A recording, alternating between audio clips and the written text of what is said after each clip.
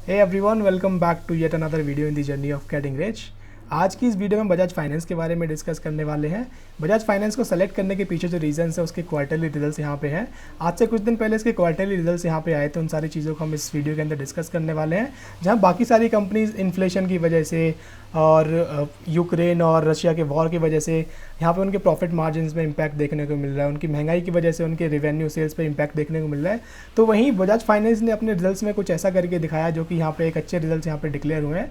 तो इन सारी चीज़ों को हम एक बार यहाँ कंसीडर कर लेते हैं, पर आगे बढ़ने से पहले अगर आपने चैनल को सब्सक्राइब नहीं किया तो प्लीज़ सब्सक्राइब जरूर कर लें। तो चलते हैं हम सीधे स्किनर.इन की वेबसाइट के ऊपर और इसके फाइनेंशियल्स को एक बार हम समझ लेते हैं। उसके बाद हम टेक्निकल को समझेंगे, इसमें क्या अपॉर्चुनिटी अभी नजर आती है उसको भी हम समझेंगे। तो लेट्स बिगिन। मैं स्किनर.इन की वेबसाइट पे यहाँ आ चुका हूँ। तो सबसे पहले इसके बिजनेस को हम एक बार समझ लेते हैं, उसके बाद फाइनेंशियल इसके टेक्निकल्स को भी हम समझेंगे, क्वार्टर रिजल्ट्स को भी हम देखेंगे। तो कुछ की पॉइंट्स यहाँ पे दिए हुए हैं, उसको हम कंसीडर कर लेते हैं। तो सबसे पहले तो ये लार्जेस्ट एनबीएफसी है इंडिया के अंदर।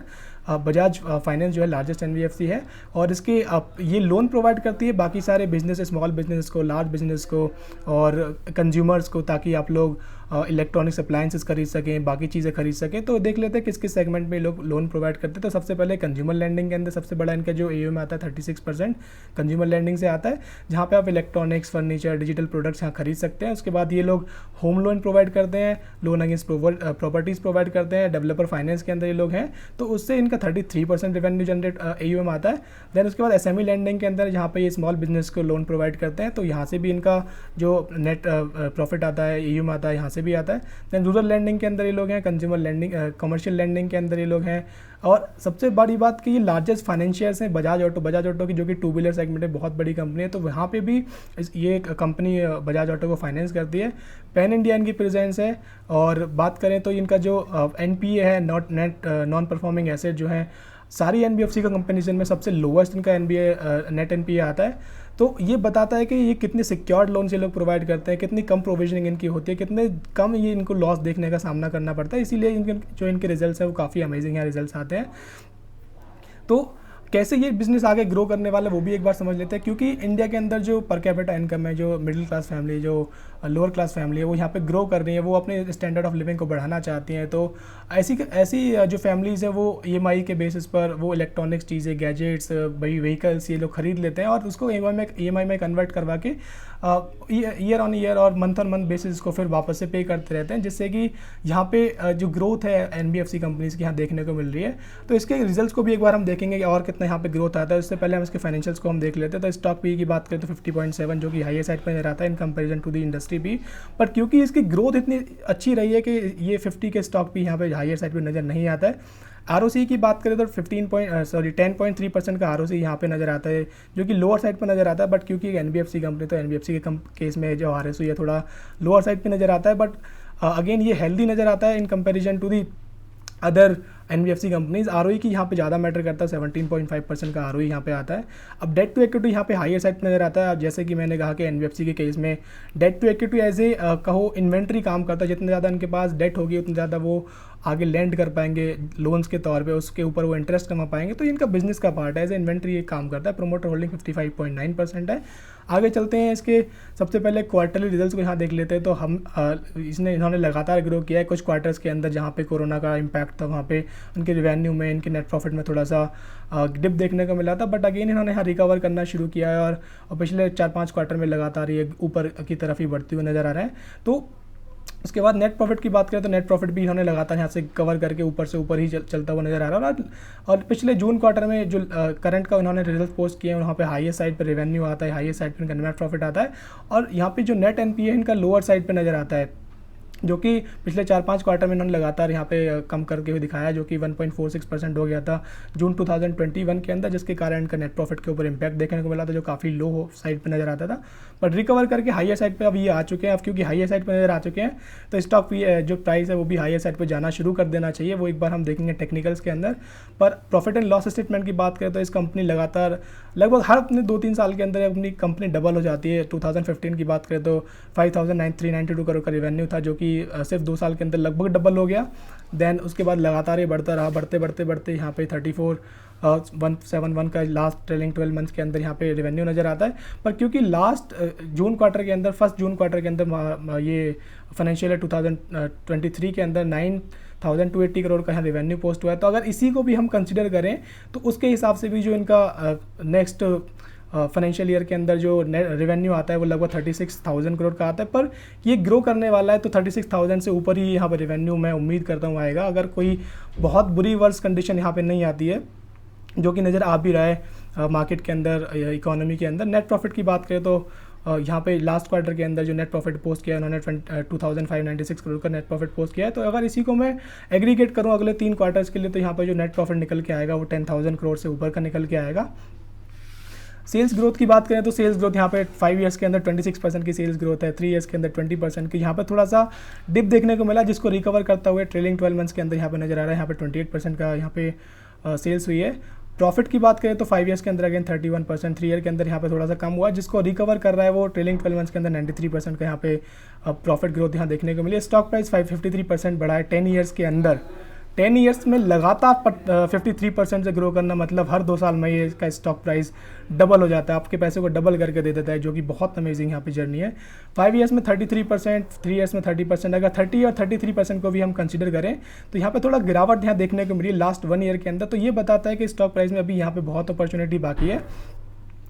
बैलेंस शीट को देख लेते हैं तो इनके शेयर कैपिटल में बहुत ज़्यादा यहाँ चेंजेस नजर नहीं आते हैं। पर रिजर्व की बात करें तो रिजर्व इनके 4,750 करोड़ से बढ़ करके 43,592 करोड़ हो चुके हैं, जो कि लगभग 10 टाइम्स बढ़ चुके हैं। बोरोइंग्स इनकी, जो कि एनबीएफसी कंपनी यहाँ पे एज ए इन्वेंट्री काम करती है, तो बोरिंग जितनी ज़्यादा होगी उतनी ज़्यादा वो लैंड कर पाएंगे, लैंडिंग कैपेसिटी इनकी बढ़ेगी और वहाँ पे इंटरेस्ट ये लोग कमा पाएंगे। तो बोरोइंग्स भी लगातार इनकी बढ़ रही है, जो कि यहाँ पे प्लस पॉइंट होता है एनबीएफसी के केस में।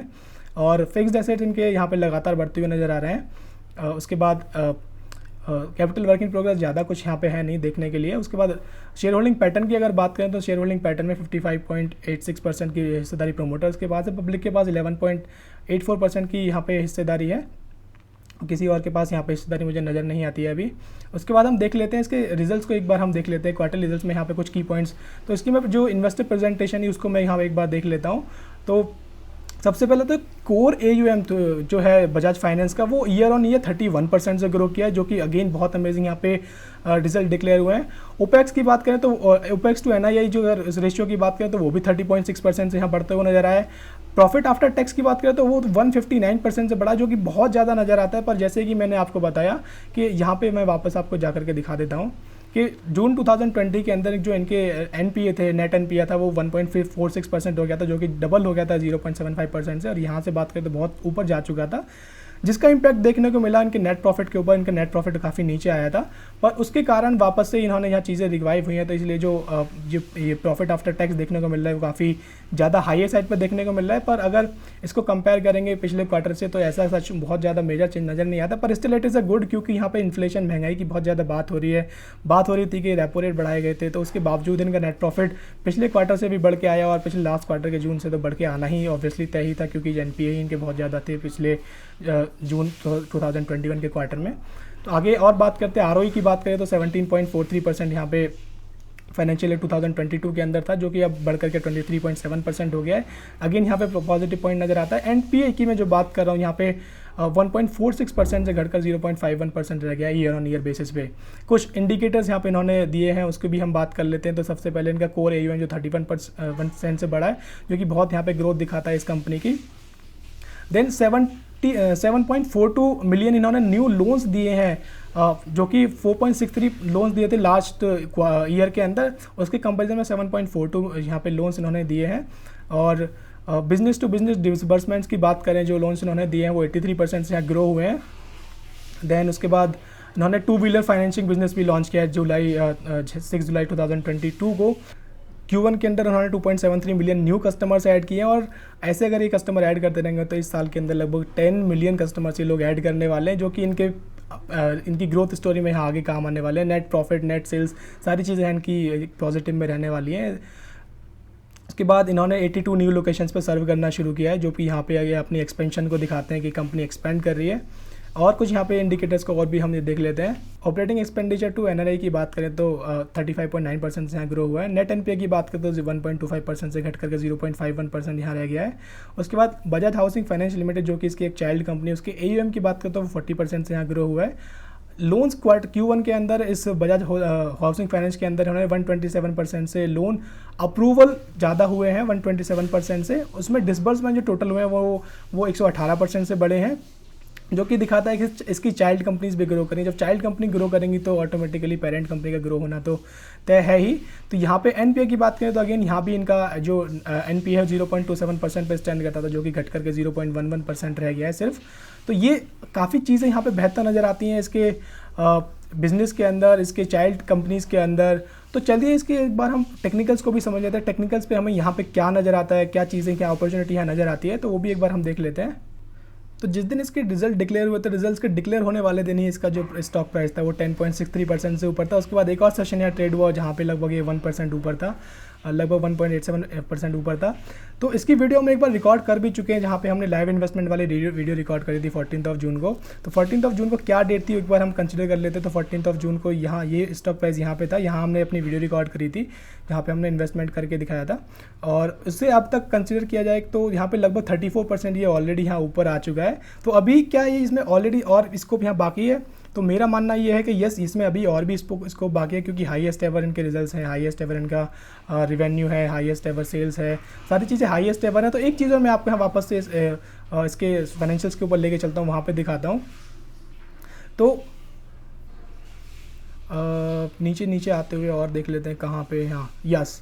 तो यहाँ पे अगर देखेंगे तो 15 ईयर्स के इन्होंने यहाँ पे एक रिपोर्ट यहाँ पब्लिश करी है। तो अगर 15 ईयर्स की अगर CAGR की बात करें AUM में, तो AUM 37% से बढ़ रहा है। 15 ईयर्स की हम बात करें, 15 ईयर्स में 37% से AUM ग्रो करना बहुत अमेजिंग यहाँ पे है। उसके बाद इनकम फ्रॉम ऑपरेशन 34% से ग्रो होती है, इंटरेस्ट एक्सपेंस 34% से ग्रो होते हैं, ऑपरेटिंग एक्सपेंस 30% से, ठीक है चलो सारी चीज़ें 30% से ऊपर से ग्रो हो रही हैं। तो इनके जो नेट प्रॉफिट की भी बात करें, प्रॉफिट आफ्टर टैक्स 51% से प्रॉफिट आफ्टर टैक्स इनका ग्रो कर रहा है। तो हर साल इनके प्रॉफिट, हर 2 साल में इनका प्रॉफिट लगभग डबल हो जाता है। तो ये दिखाता है इस कंपनी में कितनी अमेजिंग ग्रोथ यहाँ पे है। ये 15 ईयर्स की बात है, 1-2 ईयर्स की बात नहीं है, ये 15 ईयर्स की हम बात कर रहे हैं। पिछले कुछ सालों की भी बात करें तो वहाँ भी लगभग 35% का ये ऑलरेडी नेट प्रॉफिट निकाल के दे रहे हैं। तो लगभग 3 साल के अंदर, 3 साल से भी कम के अंदर इनका जो नेट प्रॉफिट है वो डबल हो जाता है। तो इस तरह से दिखाता है कंपनी बहुत अमेजिंग यहाँ कंपनी में ग्रोथ देखने को मिल रही है। तो वापस से इसके चार्ट पे आते हैं। तो अगर आप अभी भी इसके हाईएस्ट एवर की बात करें तो यहाँ से हाईएस्ट एवर पर तक जाने के लिए भी अभी 11% का यहाँ गेन नज़र आता है। तो पर मुझे लगता नहीं है कि ये हाईएस्ट एवर पर रुकेगा, क्योंकि ये एक ऐसी कंपनी है तो जब ये 30% नीचे आती है तो ये वापस से बहुत जल्दी रिकवर यहाँ पे करती है। वो हमने लास्ट वीडियो में दिखाया भी था, उस वीडियो में आप जाकर के देख सकते हैं। और ये ऐसी कंपनी है कि लगातार ये कंटिन्यूस ग्रो करने वाली है, हर 3 साल के अंदर, 4 साल के अंदर आपका पैसा डबल करके देने वाली कंपनी है। तो ऐसी कंपनीज़ को आप अपने पोर्टफोलियो में जब भी ये कंपनी नीचे आती है, हर डिप के साथ आप इसको बाय कर सकते हैं, अपने पोर्टफोलियो में ऐड कर सकते हैं। आपको कंसिस्टेंट कंपाउंडर बन करके बहुत अच्छे गेन यहाँ दिखा सकती है। तो यहाँ पे मुझे एक पैटर्न और यहाँ बनता हुआ नज़र आता है, वो मैं डिस्कस कर लेता हूँ। तो पैटर्न कौन सा बनता हुआ नज़र आता है वो भी हम यहाँ देख लेते हैं। तो पैटर्न मुझे जो बनता नज़र आता है वो हो सकता है इस लेवल पे आके ये कप विद हैंडल या फिर reverse head and shoulder pattern यहाँ बनाता हुआ नजर आए। कि यहाँ से ड्रॉ कर लेते हैं एक बार हम इसको, किस तरह से हमें नज़र आ सकता है। ड्रॉ करने के लिए हम ब्रश ले लेते हैं। तो ब्रश यहाँ पे ये इसका लेफ़्ट शोल्डर हो सकता है। देन इस तरह से इसका एक राइट यहाँ पे हेड बनेगा। देन उसके बाद यहाँ पे हो सकता है जहाँ पे राइट शोल्डर बनाए, क्योंकि जो इसका RSI की बात करें तो RSI काफ़ी हाई साइड पर चला गया। तो हो सकता है यहाँ से थोड़ा कंसोलिडेट होकर यहाँ पे एक राइट शोल्डर बनाए। राइट शोल्डर होने के बाद ये ऊपर चलना शुरू करे, और जब ये इस पैटर्न के बेस पर अगर ये ऊपर चलना शुरू होता है तो वो हम देख लेते हैं कितना ये ऊपर जा सकता है। तो उसके लिए हम इसकी डेप्थ को कंसिडर करते हैं। इसकी डेप्थ होगी यहाँ से 53% की, इसको ऊपर कंसिडर करेंगे तो थोड़ा कम ही निकल के आएगा। तो देख लेते हैं कितना यहाँ पर डेप्थ नज़र आती है। तो यहाँ से अगर इस करंट स्टॉक प्राइस से भी बात करें तो कितना यहाँ पे गेन नज़र आता है इस चार्ट पैटर्न के बेस पे, तो वो नज़र आता है लगभग 50% का यहाँ पे गेन नज़र आता है। पर ये ऐसी कंपनी, मैं अगेन कहूँगा कि ऐसी कंपनी, बजाज फाइनेंस ऐसी कंपनी लगातार इसने कंसिस्टेंटली कंपाउंड होकर दिखाया। तो इस ऐसी कंपनीज़ को आप हर डिप के साथ बाय कर सकते हैं और लंबे टाइम के लिए यहाँ पे होल्ड करके रख सकते हैं, क्योंकि यहाँ पे बिजनेस बहुत अच्छा है। रिजल्ट्स लास्ट के 15 ईयर्स में मैंने आपको दिखाया बहुत अमेजिंग है। इस क्वार्टर के रिजल्ट भी यहाँ पे बहुत अमेजिंग और ये लगातार ग्रो कर रहे हैं, एक्सपेंड कर रहे हैं। तो आई होप आपको वीडियो पसंद आई होगी। वीडियो पसंद आई होगी तो आप प्लीज़ लाइक शेयर सब्सक्राइब जरूर करें। हम मिलेंगे अगली वीडियो के अंदर, तब तक के लिए बाय बाय, टेक केयर।